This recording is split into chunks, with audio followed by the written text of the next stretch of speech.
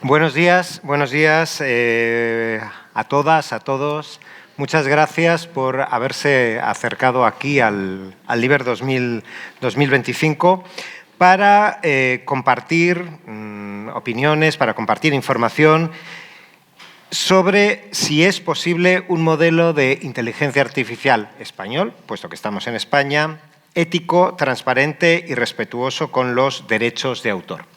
Para ello nos acompañan, empezando por mi derecha, que es su izquierda, si no me equivoco, porque yo ahí soy un poquito torpe, doña Carmen Páez. Bueno, larguísimo el currículum de todos los participantes en esa mesa redonda, o sea que voy a ser muy breve. Doña Carmen Páez, a fecha de hoy, es subsecretaria de nuestro querido Ministerio de Cultura. A continuación está don Rodrigo Díaz, que es vocal asesor en la Secretaría de Estado de Digitalización e Inteligencia Artificial de nuestro igualmente querido Ministerio para la Transformación Digital y de la Función Pública. A la izquierda, efectivamente, de don Rodrigo está doña Marta Sánchez Nieves, presidenta de la Sección Autónoma de Traductores de ACE y hasta la fecha de la Asociación Colegial de Escritores y hasta la fecha damnificada por la inteligencia artificial, es decir, han utilizado sus obras y encima con estas máquinas pretenden excluirla de su mercado. Y a mi derecha, don Daniel Fernández, que está aquí hoy en calidad de presidente de la Federación de Gremios de Editores de España, vicepresidente primero de CEDRO y muchas cosas más. Y Daniel hoy juega en casa, porque si alguien, bueno, el LIBER es de los editores, por lo tanto, Daniel juega en casa y por eso me he permitido presentarle también en último lugar. Y tal como sucede con doña Marta, las editoriales son otras víctimas de la inteligencia artificial y, bueno, pues es importante también conocer su opinión. Lo primero de todo, como les decía, muchas gracias en nombre de CEDRO a los cuatro por haber aceptado la invitación de nuestra casa y dedicar una parte de su mañana a hablar de este tema. Y a pesar de que todavía estamos en el Ecuador del LIBER y queda mucho LIBER, seguro que bastantes de ustedes ya han asistido a una serie de mesas redondas. Por eso, para ser un poquito distinto y que la mesa redonda no sea un mero diálogo entre los cuatro participantes en la misma, yo le pediría a un asistente del público, concretamente a don Manuel Rico, presidente de la Asociación Colegial de Escritores y vocal y portavoz de la Conferencia de Asociaciones de Escritores, que si fuera tan amable, tomara la palabra, no sé si con micrófono de público o desde el atril, como lo considere la organización, y que compartiera con nosotros brevemente cómo viven ellos las externalidades de la inteligencia artificial y el papel de los escritores, de las escritoras, de los traductores y de las traductoras en este contexto. Don Manuel. Sí, muchas gracias. Es una invitación que me hizo Jorge porque consideraba que podían marcar una buena parte del debate desde la óptica autoral. En todo caso, es un minuto y medio, como mucho.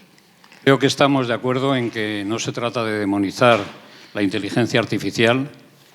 Diré entre paréntesis que esto recoge bastantes reflexiones de la Junta Directiva de la Asociación Colegial. Sin embargo, es importante comprender que la IA no es solo una cuestión técnica, sino también ética y social.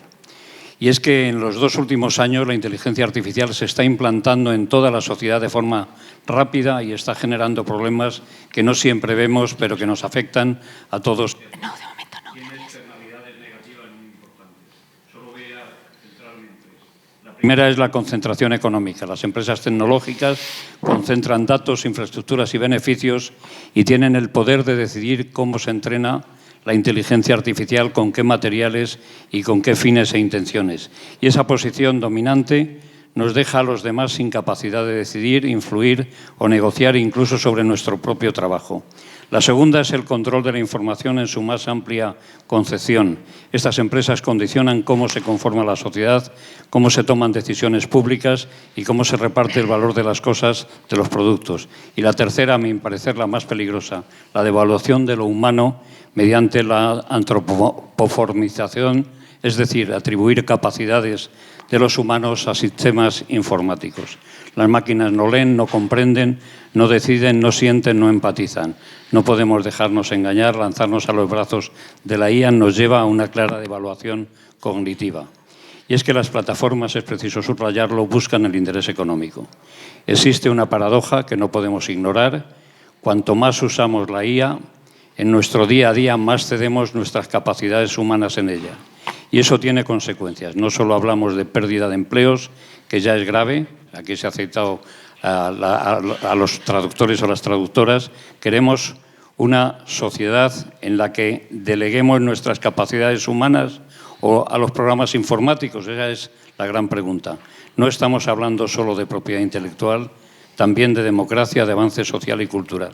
Por nuestra parte, los autores y autoras estamos alertando de esta situación, de la necesidad de una IA ética para no debilitar el progreso colectivo. Debe ser, como en otros países, por la vía de la negociación entre administraciones, sectores del libro y los propios autores. Muchas gracias y perdonen esta intromisión a invitación de Cedro. Gracias. Muchas gracias, Manuel. Nos estamos convirtiendo en pedazos de carne andante. Bueno, antes de nada, perdonen mi grosería. Y no estoy suplantando la identidad de don Jorge Corrales, que es el quien aparece como moderador en el programa. Simplemente el señor Corrales está en estos momentos en un atasco que hoy son más fuertes pues, por la preparación del desfile que tendrá lugar el próximo domingo. No, yo me llamo Javier Díaz Dolarte, para aquellos que no me conozcan, y trabajo en los servicios jurídicos de Cedro. Vamos a comenzar la mesa redonda con la hemos estructurado en bloque de cuestiones y el primero vamos a hablar de gestión de obras y retos principales. Si asumimos, yo creo que eso lo asumimos todos, que la inteligencia artificial representa un reto para mantener el valor de las obras editoriales, mi pregunta sería, ¿cuál es, en su opinión, el mayor desafío para garantizar que los autores y los editores puedan preservar ese valor? Y como estamos hablando de la actividad autoral, yo invitaría a Marta Sánchez Nieves a que ella fuera quien iniciara el turno de respuestas. ¡Qué suerte la mía!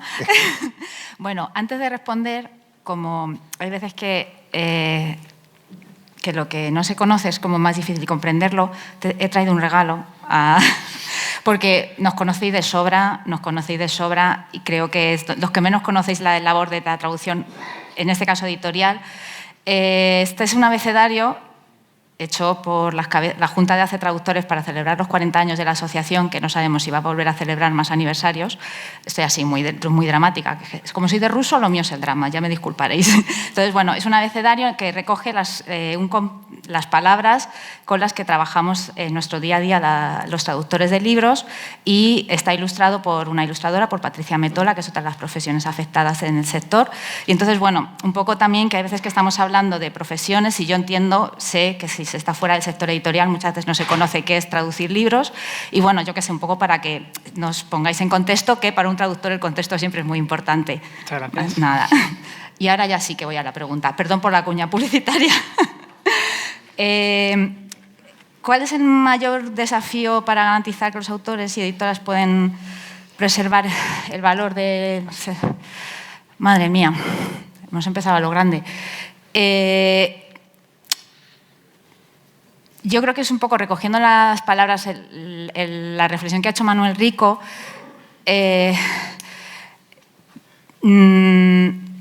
Quizá, a ver, voy a quedar fatal porque Manuel ha dicho que no es que el tema de la inteligencia artificial, no se trata de estar en contra de las tecnologías, yo me pregunto, ¿esta tecnología quién la ha pedido?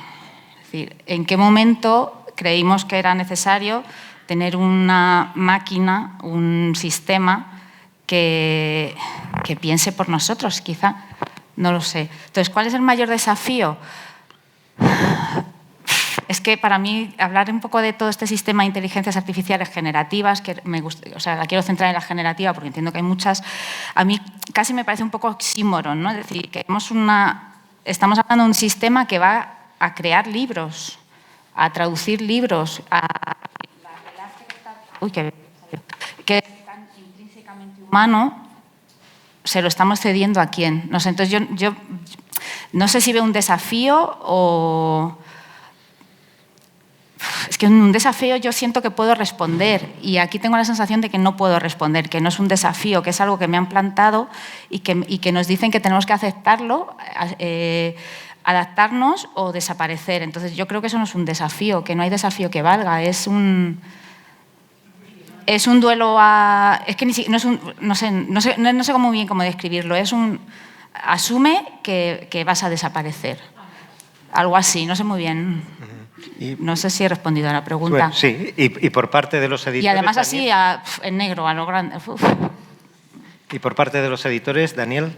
Bueno, por parte de los editores yo creo que, a ver, el desafío es el marco legal, ahora que tanto se habla de frames y de marcos, y por lo tanto el marco regulatorio, y más allá de ello, y en línea con lo que decían Manuel y Marta, también el marco social.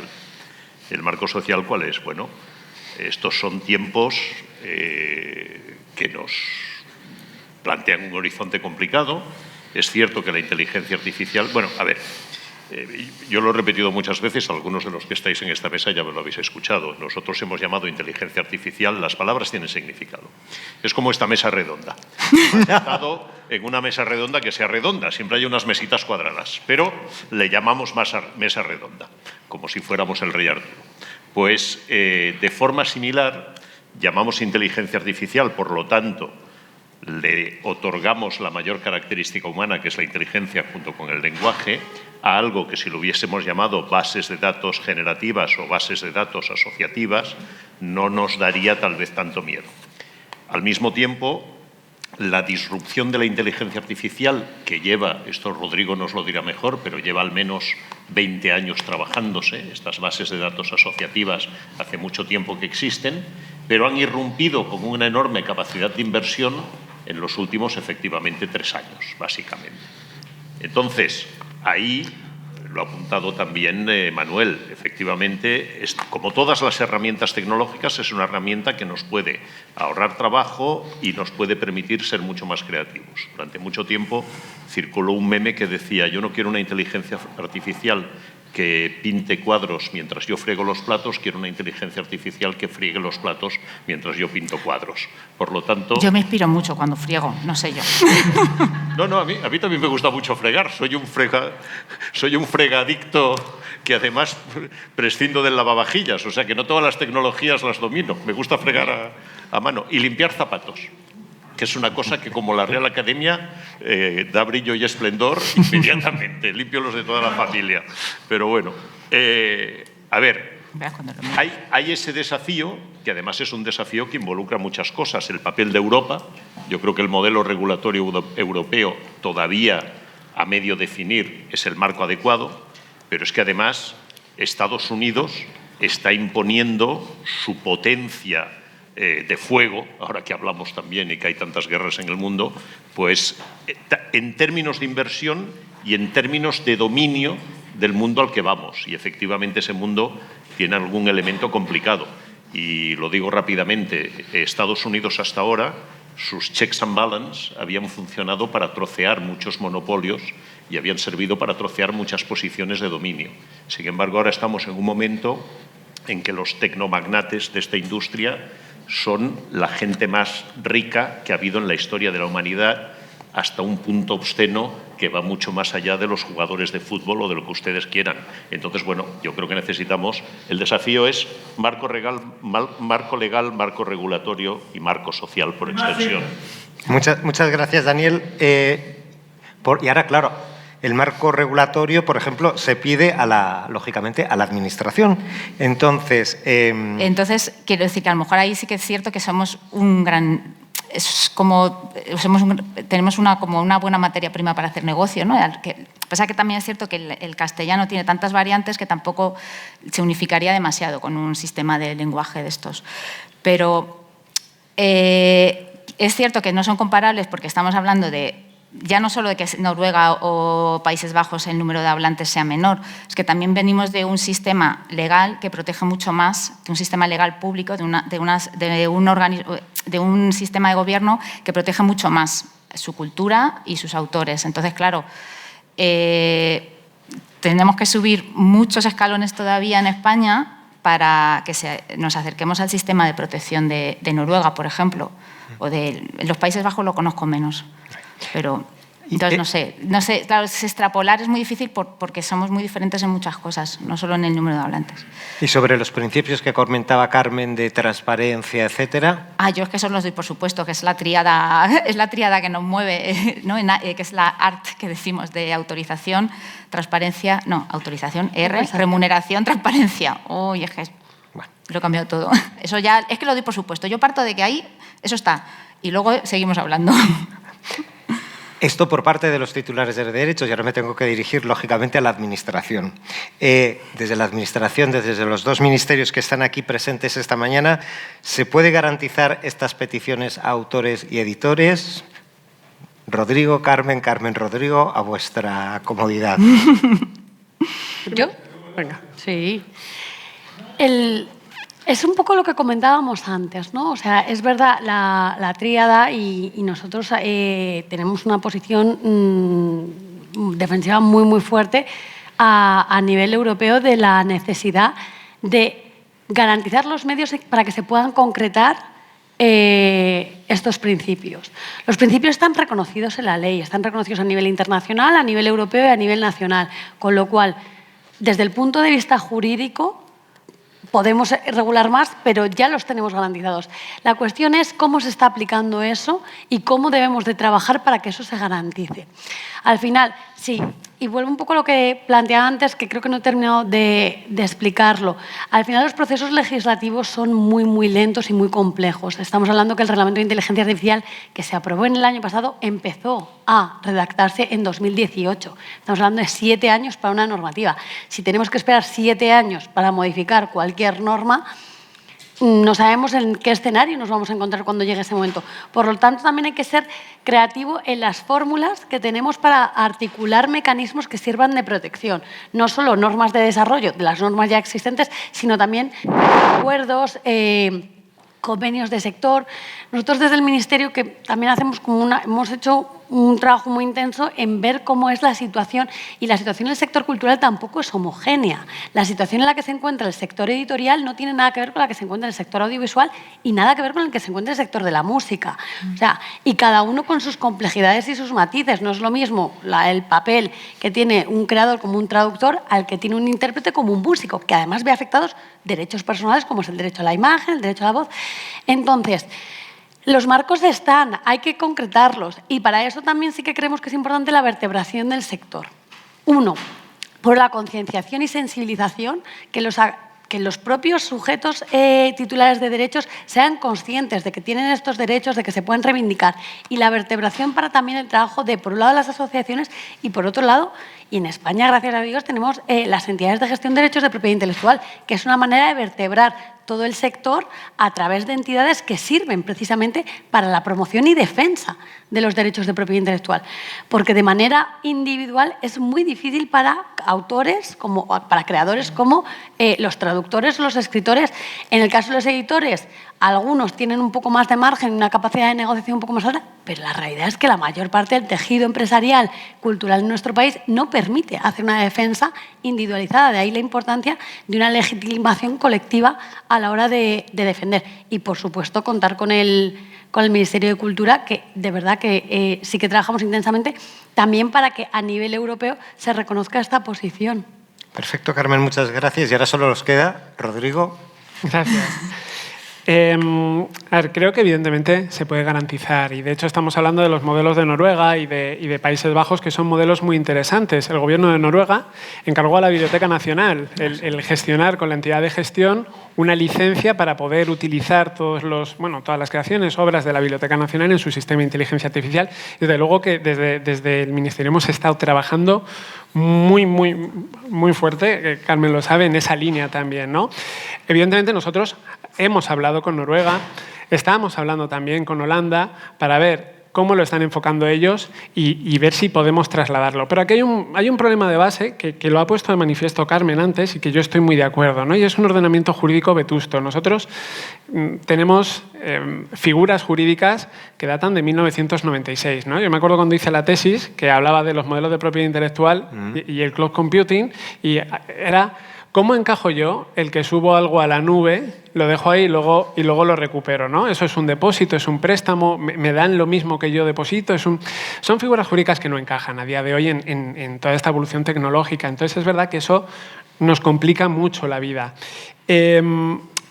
Claro, partiendo de este problema y teniendo un diálogo con todos estos países, porque es verdad que no hay ni un solo Estado miembro. Nosotros en las reuniones que tenemos con la Comisión, con la AI Office, todos tienen dudas. Nadie sabe cómo dar ese primer paso y al final, evidentemente, se dan pasos en falso. La conciencia política es, evidentemente, proteger a los autores, pero estamos constreñidos por una normativa y el cauce que nos marca la normativa, tanto comunitaria como nacional, es el que es y no podemos salir de ahí. Me refiero, por ejemplo, a las excepciones de minería de textos y datos. Nosotros no podemos decir que no se aplique el opt-out porque nos lo marca una directiva. Entonces, una vez que tenemos esa barrera, tenemos que jugar con lo que tenemos e intentar trasladarlo al ordenamiento jurídico y a las figuras que nos permiten un poco ser garantistas con los derechos de los creadores, que por supuesto es una prioridad, siempre lo ha sido y en eso estamos muy en línea también con cultura. ¿Cómo podemos garantizarlo? Evidentemente, pues como he dicho antes, ¿no? Un poco con ese diálogo negociado constante, buscar esos acuerdos que también mencionaba Carmen un poco, ¿no? Modelos de colaboración y de cooperación en gestión colectiva también y un poco seguir avanzando, ¿no? en línea con el resto de países europeos, que yo creo que estamos absolutamente, casi todos, con alguna excepción, pero todos vamos muy en línea a esa protección de los derechos de propiedad intelectual que reconoce el propio Reglamento de Inteligencia Artificial. Lo que pasa es que deriva a la normativa comunitaria y nacional específica de propiedad intelectual, ¿no? Pero, por supuesto, creo que sí es posible garantizarlo y en eso estamos, yo creo que todos. Y unos y otros, y esta es una... porque una parte ya está casi contestada por parte de un equipo, a ver por parte del otro. ¿Creéis unos y otros, unas y otras, que existe tanto en Europa como en España una voluntad real de minimizar las consecuencias negativas indudables, aparte de otras positivas, pero las negativas en este caso, que está teniendo la inteligencia artificial en los derechos de autor? Yo aquí me lanzo a la piscina, o sea, sí voy a ser la primera. Hay agua, o sea que lánzate. Sí, vale. A ver, yo creo que en Europa, de momento no lo ha habido. Es decir, que el código de buenas prácticas, es decir, las asociaciones autorales europeas se han desmarcado ya. Vamos, de hecho, muchas dejamos de asistir a las reuniones porque no se tenían en cuenta, la parte autoral no se estaba teniendo en cuenta. Entonces, el miedo a quedarnos atrás respecto a Estados Unidos, que tampoco creo que sea el modelo a seguir Estados Unidos, por lo menos ahora mismo, tampoco. Yo no sé si ha sido ese miedo, nos basamos en rendimientos económicos, no sé en qué nos basamos, pero prácticamente en Europa ahora mismo no hay voluntad. Si hay voluntad, yo no la veo, la esconden muy bien. Entonces, y simplemente y a los hechos me remito, es decir, que no es que esté especulando, es decir, el código de buenas prácticas es el que es, no es voluntario, ya han dicho un par de tecnológicas que no lo van a asumir, pero bueno, es que aunque lo asuman da igual, porque el sector autoral ahí ha salido completamente ninguneado. En España... Sí que es verdad que nosotros, de hecho... hubo una carta del ministro de Cultura que escribió a los comisarios europeos diciendo que por favor se tuviera en cuenta cuáles eran las posiciones del sector cultural en general, más allá del autoral. Sí. O sea, no era solo la parte de los autores. Todo el sector cultural aprobaron un manifiesto en el que señalaban su descontento con la versión del Código de Buenas Prácticas que se estaba negociando.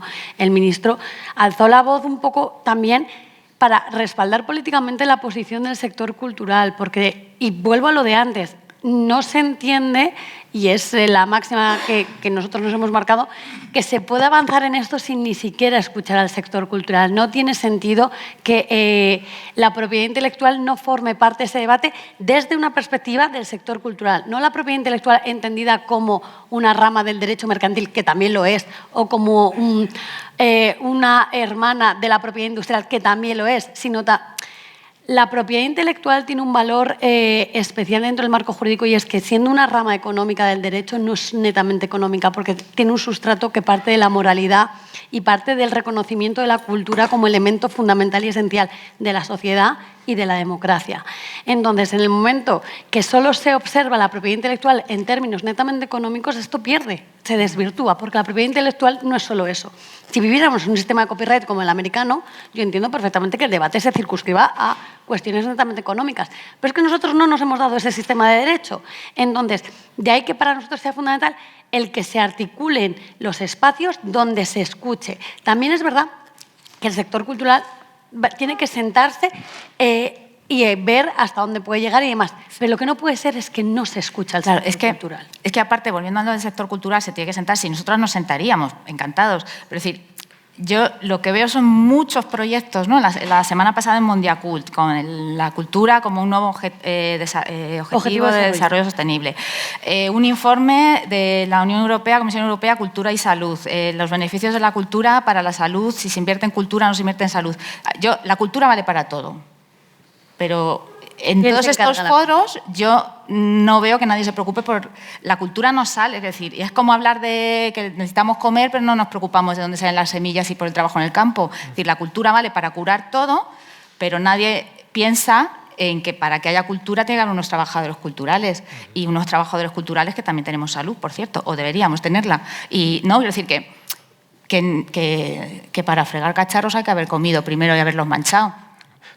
Daniel y yo compartimos esa afición, por cierto, la de fregar y la de limpiar zapatos. Algunos compañeros míos lo saben y por eso voy ahora a dar la palabra a Daniel para que él pueda comentar la opinión de los editores. Sí, compartimos la afición de meternos en fregados. Efectivamente. Pero bueno, a ver, nadie está en contra de los derechos de autor porque nadie está en contra de los derechos humanos, aunque en estos tiempos oscuros hay gente que se permite pisotear los derechos humanos. Pero por hacer algo de historia rápida, aunque Carmen se lo sabe de memoria y probablemente todos mis compañeros de mesa también, nuestro modelo europeo es muy distinto.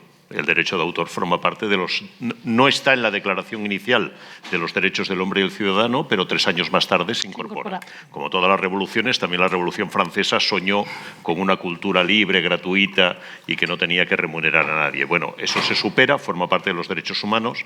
La Convención de Berna, 1886, recordemos que Estados Unidos no la firma hasta un siglo más tarde, en 1989, y por lo tanto el modelo es muy distinto. En Estados Unidos lo que ha habido que hacer es pleitear con las grandes tecnológicas. Tenemos el caso famoso en que una empresa vinculada a OpenAI estaba dispuesta a pagar $1.500 millones a asociaciones de autores en acciones de estas, digamos, comunitarias que tiene el derecho anglosajón, y la juez, porque creo que es mujer, ha dicho, bueno, 1.500 vamos a ver. Me parece poco, ¿no? Bueno, ahora lo cuentas, pero ha dicho exacto, vamos a ver. En última instancia, nosotros vamos a tener que pleitear, autores y editores y demás. El modelo está muy claro. Gestión colectiva, ¿por qué? Porque sin una acción sindical esto, como decía Carmen, no se puede negociar. Nadie es tan poderoso, no hay industria editorial individual tan poderosa en el mundo como para negociar esto. Y yo, en una metáfora que probablemente muchos ya me habéis escuchado, yo sigo diciendo, bueno, vivimos en el plato nacional español, que es el cocido, especialmente estando en Madrid, digamos el cocido madrileño. La aparición de Internet fue el primer vuelco del cocido, no pidieron permiso a nadie.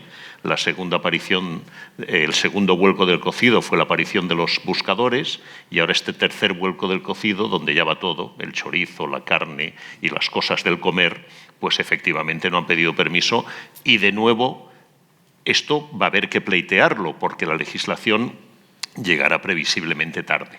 Cuando llegue será útil, el modelo europeo sigo pensando que es el modelo que efectivamente será más eficaz, pero claro, hay dos fuerzas, no hemos hablado de China, que es el otro lugar donde la inteligencia artificial crece a toda velocidad volcando los 3 vuelcos del cocido americano con una sopa cantonesa que todavía añade un elemento de plagio más allá y de no respeto a la propiedad intelectual.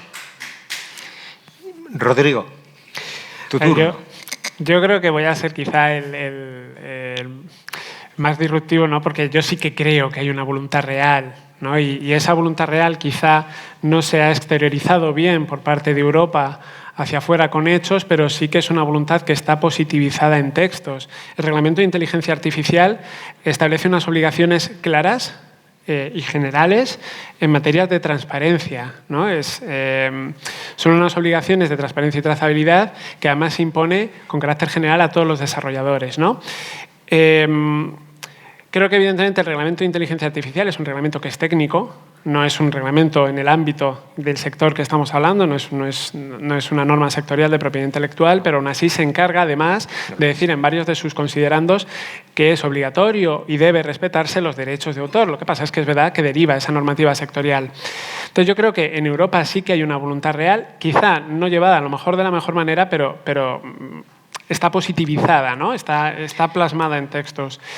Y en España, por supuesto, también. En España hemos mantenido, y yo creo que mis compañeros de mesa lo sabéis, porque hemos mantenido conversaciones constantes y diálogos constantes, tanto con cultura como con entidades de gestión, un poco para escuchar y para encontrar soluciones a un problema que conocemos, que hay una conciencia institucional de que existe y hay una intención real de que se quiere solucionar, ¿no? Es verdad que existe ese problema de encontrar el equilibrio entre la innovación y la protección de las creaciones. Es un problema que existe, es un problema real, es un equilibrio que hay que encontrar, pero dentro de esa búsqueda yo creo que se está trabajando muy duro y de manera muy constante para encontrar esa solución que yo creo que represente a todos los intereses de todos los afectados. Muy bien. Un poco, permíteme, Javier. Claro. Sí reconocer que efectivamente desde el Ministerio de Transformación Digital sí que se hace un esfuerzo importante por intentar encontrar un marco jurídico que garantice y respete los derechos de autor y que poner en valor el trabajo de todo el sector cultural. Bien es cierto que a nivel europeo creo que hay como dos corrientes. Por un lado, el reglamento, como bien dice Rodrigo, sí que recoge esos principios y sí que va en esa línea. Es verdad que el posterior desarrollo que está haciendo la Comisión es donde se ha desviado un poco más, que es donde verdaderamente los actos ejecutivos, donde los lobbies tienen más fuerza. En el Parlamento, al fin y al cabo, los grupos parlamentarios, más o menos con las defensas de las posiciones nacionales, se articulaban por un camino. El Código de Buenas Prácticas es el elemento como más disruptivo, porque verdaderamente, y aquí hay dos opiniones. Una es que no es voluntario. Claro, pues yo, desde mi punto de vista, es que sin lo que no es voluntario ya lo hemos rebajado, imagínate hasta dónde puede rebajarse.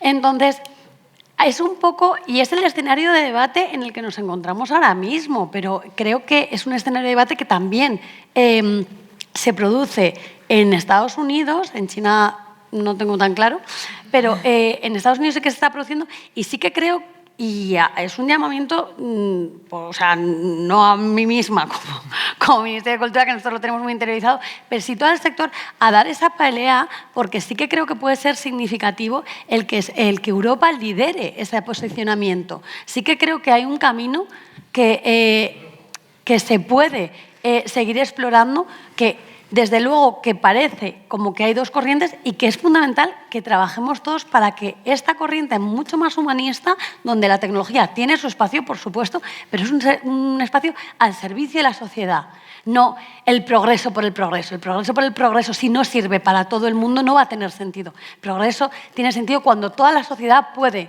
mejorar. Entonces, sí que es un llamamiento a que seguir trabajando juntos, a colaborar, a sentarnos, a ser constructivos para poder ir andando por ese camino.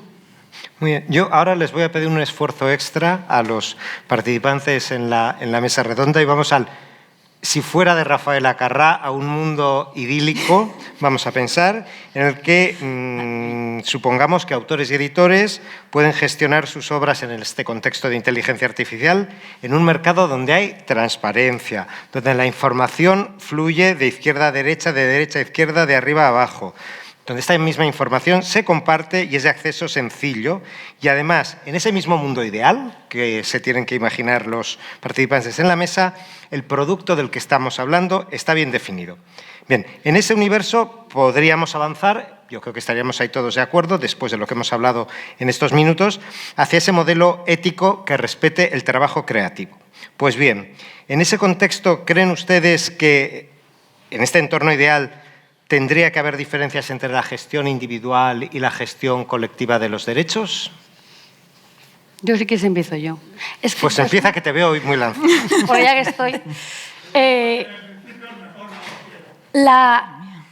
Soy una firme defensora de la gestión colectiva porque tiene sentido en nuestro país por cómo es nuestro tejido cultural.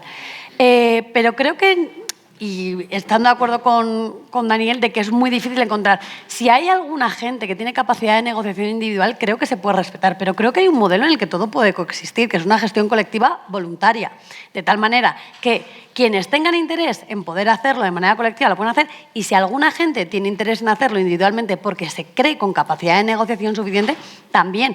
Pero eso es un escenario, no tienen que ser excluyentes, no tiene por qué ser mejor la gestión individual que la gestión colectiva, y creo que es importante respetar la voluntad de cada uno de los titulares y al mismo tiempo defender como colectividad los derechos. Pero me parece que es todo combinable.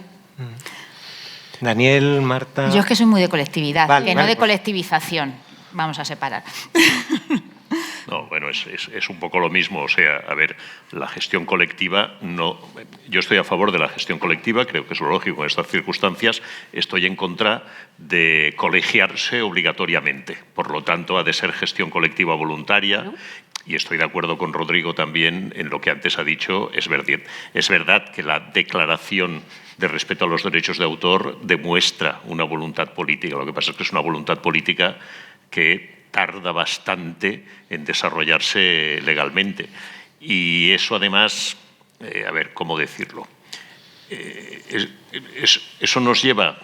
Yo sigo pensando que va a ser inevitable recurrir a los tribunales en un montón de prácticas que ya se han dado, es decir, que ya son una realidad.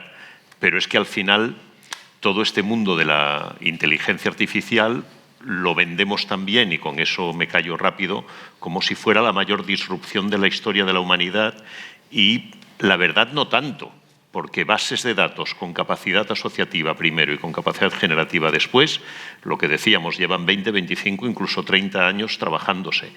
La mayor disrupción de la historia de la humanidad fue la imprenta de tipos móviles, y en apenas 50 años eso se había extendido por el mundo, había creado un horizonte de cultura que desconocíamos, y por lo tanto, por dejar una cosa de esperanza, tal vez la nueva tecnología nos permite un mundo donde todos podamos ser más creativos. O sea, no se trata tampoco de limitar la creación, al contrario.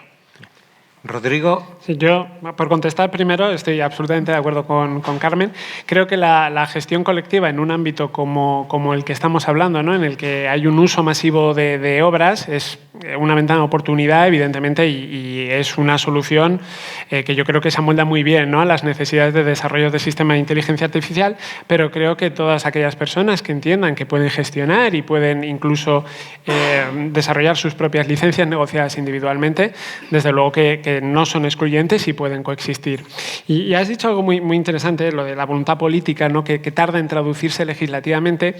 Y claro, yo pienso, por ejemplo, en el modelo noruego, y creo que es un buen ejemplo, porque lo que nos demuestra es que el cambio no viene tanto por una reforma legislativa integral, sino por un acuerdo con una entidad de gestión, ¿no? Y creo que aquí es donde cobra relevancia ese tipo de ejemplos, porque lo están bajando a tierra a través de una negociación, a través de un diálogo, que es verdad que aquí pues, nos está costando un poquito más, pero lo estamos teniendo y somos todos conscientes de que lo estamos teniendo, y creo que estamos trabajando, y es algo de lo que yo particularmente me siento bastante orgulloso, ¿no?, de estar todos en una línea común. No hay ideas excesivamente contradictorias, estamos remando en la misma dirección, ¿no? Y entonces estamos, yo creo, te diría incluso fuera de lo legislativo, lo cual creo que en este contexto político en el que estamos casi mejor, porque como queramos tramitar algo legislativamente vamos a encontrar un camino de piedras largo, ¿no? Entonces, creo que la respuesta es el diálogo y la negociación, y creo que hay que poner en valor, ¿no?, todos los intereses y, por supuesto, encontrar una solución común para todos ellos. Pero creo que de ahí que el camino sea quizá más largo, ¿no?, porque son muchos intereses que hay que poner en equilibrio y de acuerdo. Y en este equilibrio entre lo individual y lo colectivo, nos podríamos preguntar ¿hasta cuándo debe primar el interés individual sobre lo colectivo? Me explico. Es decir, ¿qué hacer si es que hay que hacer algo? Porque a lo mejor no hay que hacer nada. Para el más que comprensible y legítimo interés de hacer efectivo el derecho individual, no pueda en la práctica llevar a que se pierda la eficacia del derecho. No sé si... Voy a preguntarle a la inteligencia artificial qué has preguntado realmente, porque A ver, me has dejado un poco... Como no soy el autor de las preguntas, hago... Bueno. Qué fuerte, Hago, que estás no echando hago- la culpa a otro o así. Efectivamente, pero lo he confesado desde el primer minuto. Yo, plagiante, los que me conocen... Él es saben un que- heterónimo de Jorge Corrales. Entonces, estamos hablando de...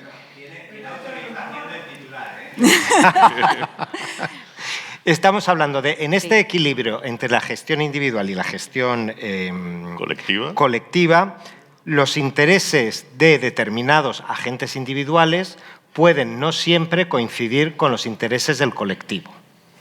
Te habíamos entendido, lo que pasa es que te estábamos poniendo a prueba. Y en ese contexto, que como yo ya sabía que ustedes son muy listos, me habían entendido, en ese contexto de desequilibrio, pero en este mercado y en todos, sí es que es preciso que legislativamente se adopte alguna medida para garantizar el equilibrio. Bueno, yo creo que el propio derecho, esa es su razón de ser, la razón de ser del Estado, de hasta dónde tiene que llegar el interés individual y cuando se sobrepone el interés de la colectividad. O sea, es la razón de ser del Estado. Por eso hay un gobierno. Si no, no serviría, no tendría más.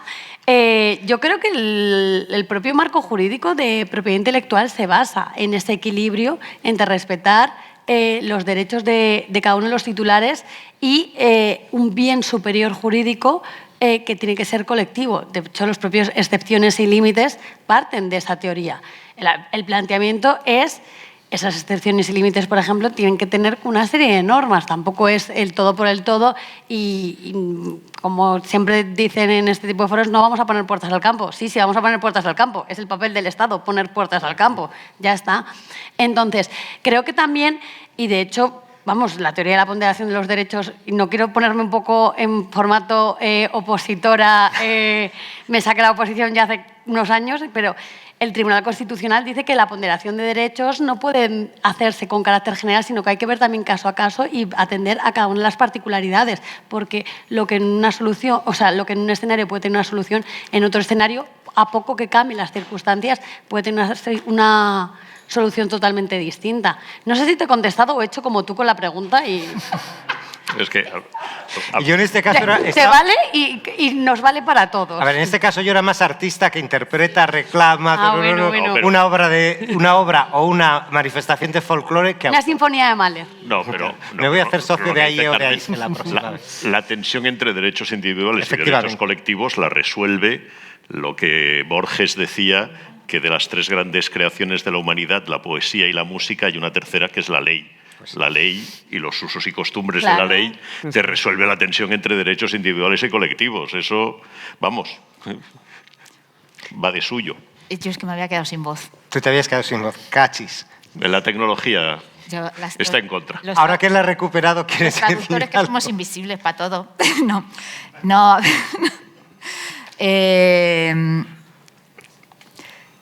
Que no iba a decir nada, que es que tenía que decir una tontería. Bueno, no lo Rodrigo. decía. Sí, yo entiendo muy bien lo de... No, yo estoy también con Carmen, ¿no? Y con lo que hemos comentado, que evidentemente los intereses individuales y el interés general no son excluyentes entre sí. Yo creo que para establecer un interés general hay que partir siempre de un interés individual en primer lugar, que la persona decida cómo quiere participar, pero es verdad, y lo decía Carmen, que la propia ley es la que establece un interés general y ese interés general al final está por encima de todo, que es incluso lo que justifica la existencia del gobierno mismo, ¿no? Entonces, creo que esa tensión se resuelve a través de técnicas legislativas, a través de la herramienta de la propia administración. Como estamos Sí, fuera sí de que- tiempo y alguno... Pero sí que tenía... Sí, bueno. Y que sabía que tenía una idea. Pero cuando hablamos... ¿estamos metiendo en el interés general el sistema de inteligencia artificial generativa? Pregunto.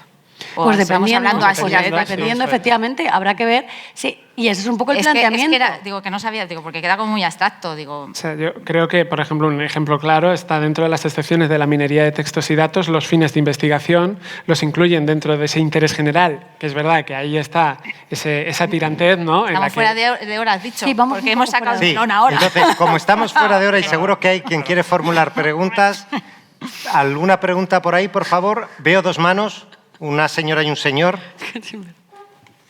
Hola, Buenos días. Yo soy editora y quería un poco bajar el debate al plano terrenal, ¿no?, que nos interesa.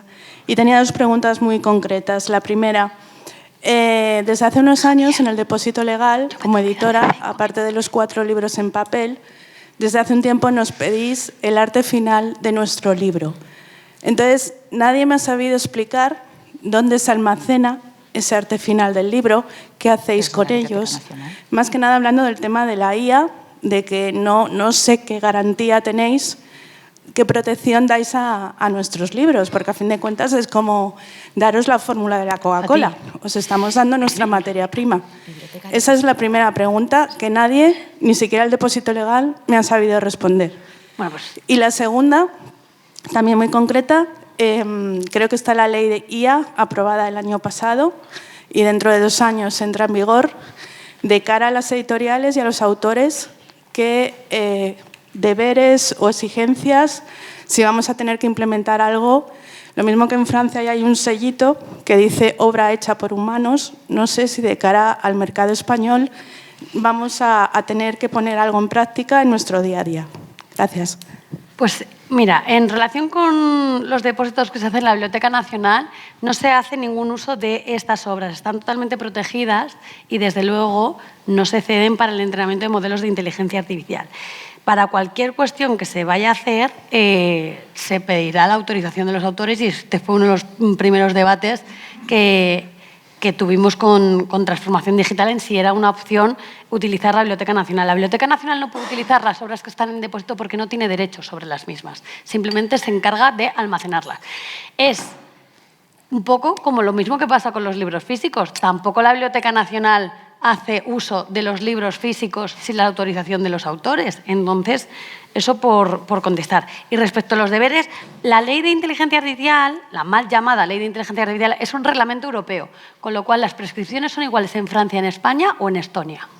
Entonces, es una obligación de todos los creadores que utilicen inteligencia artificial el etiquetar los activos que se generan con modelos de inteligencia artificial como que han sido intervenidos con inteligencia artificial. No sé si... Sí, correcto. Es decir, además, de hecho, Marisa, Sí. yo creo que aquí lo que se trata es precisamente de que se identifique lo que está hecho con inteligencia artificial, porque la teoría es que el arte, que la creación es humana. Tendrás que decir lo que no es humano, no es poner un sello a la creación humana. Yo en eso, Manuel y yo, Manuel aboga por eso, Manuel Rico y yo, pero yo en eso no lo veo.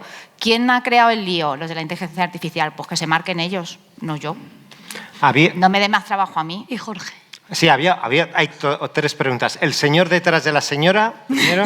Sí, bueno. El señor detrás de la señora es don Jorge Corrales, director general de CEDRO, quien debería estar aquí. El que estaba atascado. Jorge, cuando quieras. Bueno, dar las gracias a los 4 miembros de la mesa, porque ahora voy a hacer lo que tenía que hacer. Dar las gracias también al artista, que ha colaborado espontáneamente en la mesa. Bueno, espontáneamente.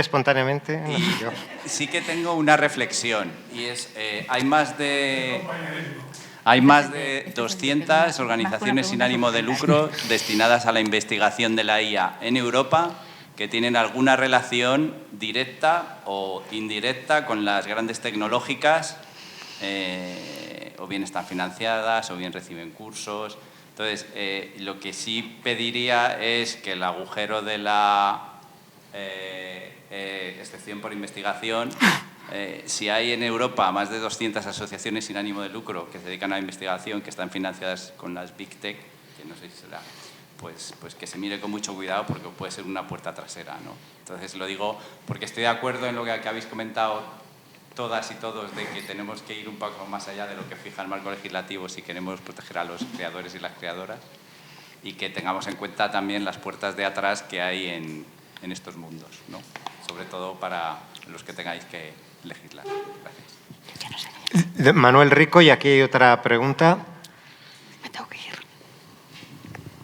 Sí, más que una pregunta es 2 observaciones. La primera es que en general el mundo autoral está poco sensibilizado con esto. Es decir, yo me estoy encontrando con sorpresa escritores que de pronto te dicen, mira, te paso una cosa que he hecho con inteligencia artificial solo haciéndole 2 preguntas. y que es toda la información alrededor de la divulgación de un libro. Es decir, lo que hacía antes un periodista cultural o un escritor a la hora de escribir el contenido de un libro y recomendarlo y resaltar los valores, incluso lo que hace un crítico, ya lo hace directamente la inteligencia artificial, pero claro, eso se está alimentando inconscientemente por una buena parte de los autores. Y yo creo que es fundamental que los autores se organicen y participen en el proceso de negociación. Y el segundo aspecto que quiero resaltar es que vivimos un tiempo en el que lo viejo no acaba de morir y lo nuevo no acaba de apuntar. Y yo creo que debe ser un proceso de síntesis entre lo viejo y lo nuevo. Lo que quiero decir es que existe una potente legislación de propiedad intelectual que yo creo que hay que sacarla del mundo físico. Ahí está solo contemplado fundamentalmente la firma de los contratos editoriales entre editores y autores. Están toda una serie de aspectos de la edición física del libro, pero sin embargo, cuando nos movemos en el mundo digital, todo se hace mucho más líquido, diría yo, más gaseoso, y por tanto hay que hacer un esfuerzo muy especial para que la legislación física pase a ser una legislación que aborde toda la problemática que generan los derechos de autor en el ámbito digital para defender de verdad los derechos de autores, traductores y editores. Y ese es el gran desafío. Es un desafío complejísimo, complejísimo. En cuanto a mí me cuentan la casuística con la que actúan algunos autores o algunos críticos, pues me doy cuenta de la dificultad que tiene el proceso. Y de hecho todos hemos utilizado inteligencia artificial, entre comillas, en la medida en que venimos utilizando procesadores de texto y programas que nos permiten acceder a información a través de Wikipedia u otros soportes. Pero claro, lo que se trata es de que ese valor esencial de una sociedad, que son los derechos de autor y la creatividad humana, se salvaguarden. Total. Muchas gracias, Manolo. Aquí en primera fila hay una pregunta, hay una persona que ha levantado la mano. Javier. Señor, por favor. Hola, yo tengo una pregunta para Rodrigo y otra para Daniel. ¿Me permitís que os llame por vuestros nombres? Yo soy Manuel. Me ha parecido, Rodrigo, entender, en base a tus exposiciones, que decís que os ha gustado el modelo noruego y el holandés y que estáis negociando algo parecido. No sé si es así, si estáis negociando con los editores algo en esa línea de pagos anuales, etcétera. Me gustaría saberlo. Y la pregunta para Daniel, que has dicho que esto puede acabar en los tribunales muchas veces, es, en caso de que no sea así, en caso de que no haya un pago, que no se cierre un pago, si vais a ir a los tribunales respecto a esto. Empiezo yo, por alusión primera, eso es. Nosotros lo que estamos haciendo es hablando con el gobierno noruego, un poco con la Biblioteca Nacional, a ver cómo lo están haciendo ellos, cuál es el modelo que están siguiendo. La Biblioteca Nacional del gobierno noruego. Eso es, sí. Biblioteca Nacional de Gobierno Noruego. Un poco para ver cómo están haciendo ellos para bajar a tierra esa negociación con sus entidades de gestión colectiva para licenciar los contenidos y entrenar sus sistemas de inteligencia artificial. Entonces, estamos hablando con ellos, porque es verdad que su ordenamiento jurídico es distinto, entonces un poco que ellos nos den la idea para ver cómo lo podemos nosotros también transportar a nuestro lado. Y en ese sentido estamos hablando con entidades de gestión, estamos hablando también con Cultura, llevamos mucho tiempo hablando con ellos, intentando buscar una solución. Es verdad que hay tal heterogeneidad de soluciones, ¿no? Tenemos Holanda, que propone un sistema muy distinto al de Noruega, no es exactamente igual. Entonces, ahora tenemos que hablar con Holanda un poco también para que ellos nos digan cómo lo están haciendo y en función de esos dos modelos y una vez estudiados, y si podemos hablar con un tercer estado, hablaremos con ellos y obviamente nos sentaremos con las entidades de gestión a ver cómo podemos o qué se puede adaptar de esos modelos para intentar llegar a una solución. Pues como estamos fuera de tiempo, si me... No he respondido. Daniel. Perdón. Le preguntaba. No, es verdad.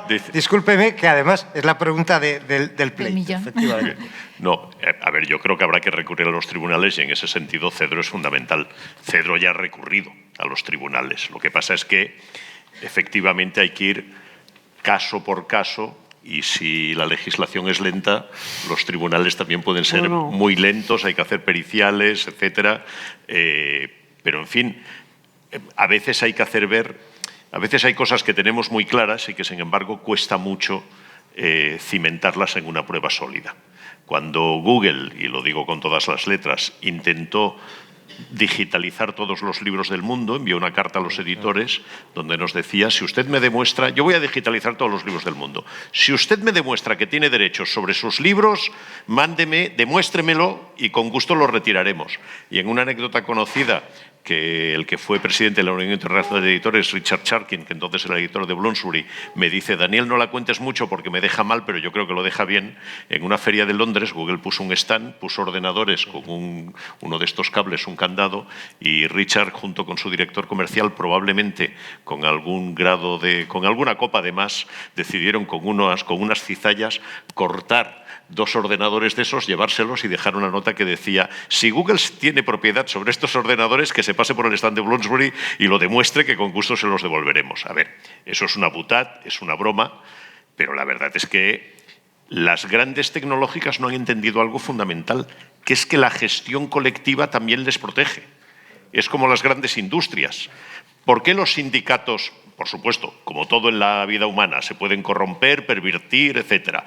Pero una negociación sindical en un marco laboral ayuda a que las relaciones empresariales, empleador-empleado, sean más sólidas y socialmente mejores.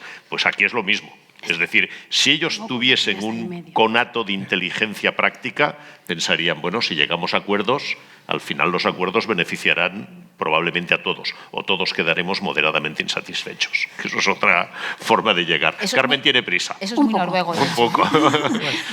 Sí.